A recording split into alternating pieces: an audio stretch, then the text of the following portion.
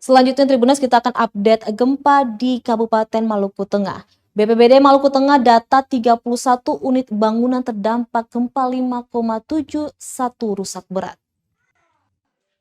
Badan Penanggulangan Bencana Daerah Kabupaten Maluku Tengah mendata sebanyak 31 unit bangunan yang terdampak gempa magnitudo 5,7 Kamis 4 Oktober 2021 lalu.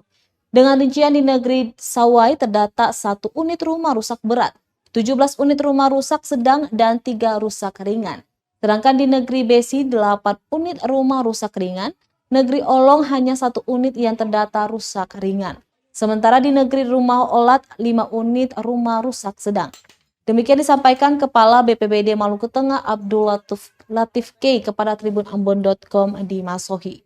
Diberitakan sebelumnya pada Kamis 4 Oktober lalu, Pulau Seram dan Ambon dibuat panik dengan guncangan gempa bumi berkekuatan 5,7 magnitudo pada pukul 11:42. Meski begitu, BMKG menyatakan gempa tidak berpotensi tsunami.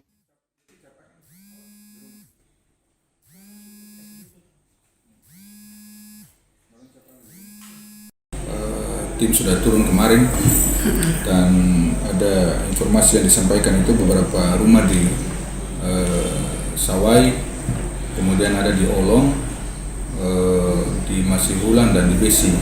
Nah, jumlah yang agak banyak itu di Sawai.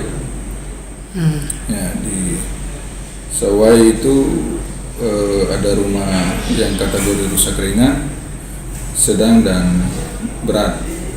Dan ini nanti akan dilakukan langkah-langkah selanjutnya sebagaimana prosedur yang sudah baku di BPBD. Itu akan dilaporkan ke pemerintah pusat melalui BNPB, dan juga nanti dari BNPB akan merealisasikan itu dalam bentuk bantuan kepada masyarakat. Terima kasih sudah nonton. Jangan lupa like, subscribe, dan share ya.